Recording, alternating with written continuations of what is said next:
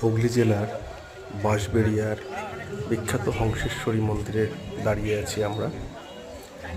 মন্দিরটি ইন্দো ইউরোপীয় গঠনশৈলীতে তৈরি করা হয়েছিল। চূড়াগুলি দেখতে পাচ্ছি আমরা পদ্ম ফুলের মতো, এবং পাশেই রয়েছে টেরাকোটার কাজ সমৃদ্ধ আমরা বাঁদিকে দেখতে পাচ্ছি।